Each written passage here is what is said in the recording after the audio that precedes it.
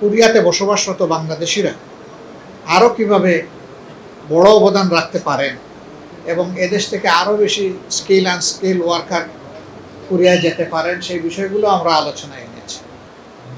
ইতিমধ্যেই আমাদের সংগঠনের নায়েবে আমির জনাব ডক্টর সৈয়দ আবদুল্লাহ মোহাম্মদ তাহের আপনাদেরকে বলেছেন যে আমরা একসাথে বসেছিলাম, কিছু সময় আমরা একসাথে কাটিয়েছি, দুই দেশের স্বার্থ সংশ্লিষ্ট বিষয় নিয়ে আমরা কথা বলেছি।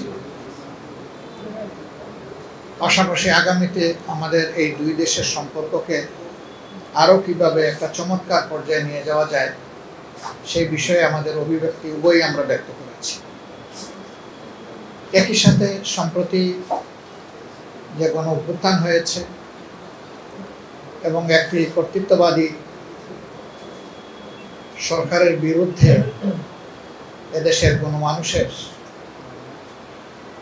যে লড়াই ছিল 15.5 বছর ধরে চলে আসছিল, সেই লড়াইয়ের পরিসমাপ্তি পর্বে আমাদের দেশের ছাত্র তরুণ যুব সমাজ কোটা সংস্কারের দাবিতে যে আন্দোলন গড়ে উঠেছিল, সেই আন্দোলনকে দমানোর জন্য সরকার যে কুৎসিত পথ অনুসরণ করেছিল, সেই পথের কারণেই অসংখ্য জীবনের বিনিময়ে, হাজারো মানুষের ত্যাগের বিনিময়ে, দেশে প্রবাসে একই সাথে লড়াইয়ের বিনিময়ে এই জাতি সাময়িকভাবে মুক্তি পেয়েছে।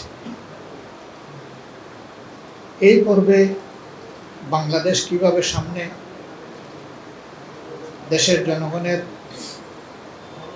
উন্নতি, নিরাপত্তা এবং অগ্রগতি নিয়ে বিশ্ব সম্প্রদায়ের সাথে কাজ করতে পারে, বিশেষ করে বাংলাদেশ এবং কোরিয়া এই ক্ষেত্রে তাদের পার্টনারশিপকে আরও কীভাবে উন্নত করতে পারে সেই বিষয়গুলি আমরা আলোচনা করেছি। আমরা আলোচনা করেছি সম্প্রতি আন্দোলনে যারা আহত হয়ে তাদের অঙ্গগুলো, মূল্যবান অঙ্গগুলো হারিয়েছেন এবং যারা চোখ হারিয়েছেন অথবা হারাতে বসেছেন, তাদেরকে কোরিয়া তাদের স্বাস্থ্য বিভাগের পক্ষ থেকে কী সহযোগিতা করতে পারে সেই বিষয়গুলো নিয়েও আমরা তাদের দৃষ্টি আকর্ষণ করেছি এবং তারা আমাদেরকে আশ্বস্ত করেছিল যে এই ব্যাপারে তারা ভেবেচিন্তে আশা করছেন তারা যে ভালোভাবে আমাদেরকে কিছু সহযোগিতা করতে পারবেন। এই মুহূর্তে এই সহযোগিতাটা আমাদের বড়ই প্রয়োজন, নইলে অনেকগুলা জীবন আজীবনের জন্য পঙ্গু এবং বিপর্যস্ত হয়ে যাবে। আমরা আমাদের দেশের ডেভেলপমেন্টে তাদের যে স্কিল অভিজ্ঞতা সেটাকে কিভাবে আরও বেশি আমরা পেতে পারি সেই বিষয়গুলো নিয়েও আমরা আলোচনা করেছি। একই সাথে কোরিয়াতে বসবাসরত বাংলাদেশিরা আরও কীভাবে বড় অবদান রাখতে পারেন এবং এদেশ থেকে আরও বেশি স্কিল আনস্কিল ওয়ার্কার কোরিয়ায় যেতে পারেন সেই বিষয়গুলো আমরা আলোচনায় এনেছি। আমাদের আলোচনা অত্যন্ত চমৎকার হয়েছে, সন্তোষজনক হয়েছে, আমরা আশ্বস্ত হয়েছি। তাদেরও কিছু কথা ছিল সেগুলো আমরা মনোযোগ দিয়ে শুনেছি এবং সেই জায়গাগুলো আমরা পরিষ্কার করার চেষ্টা করেছি। আমাদের মনে হয়েছে যে তারা পুরোপুরি কনভিন্সড হয়েছেন আমাদের কথায় এবং আমাদের সমাজ প্রেক্ষাপট সম্পর্কে আমাদের কাছ থেকে তারা একটা স্পষ্ট ধারণাও পেয়েছে। তা আমরা আবারও আমাদের দেশে কোরিয়ার যে মাননীয় রাষ্ট্রদূত আছেন তাকে আমরা আমাদের অন্তরের অন্তঃস্থল থেকে আমরা কৃতজ্ঞতা জানাচ্ছি।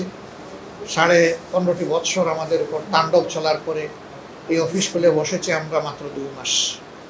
এই অবস্থায় তারা আমাদেরকে দেখতে এসে আমাদেরকে সম্মানিত করেছেন, এই জন্য আমরা তাদের কাছে কৃতজ্ঞ, আমরা ধন্যবাদ জানাই। একই সাথে আমরা আশা করি দুই দেশ আগামীতে পারস্পরিক শ্রদ্ধা এবং সহমর্মিতার ভিত্তিতে আরও বেশি সামনে এগিয়ে যাবে। দুই দেশের সম্পর্ক উন্নয়নের একটা চূড়ার দিকে আগাবে।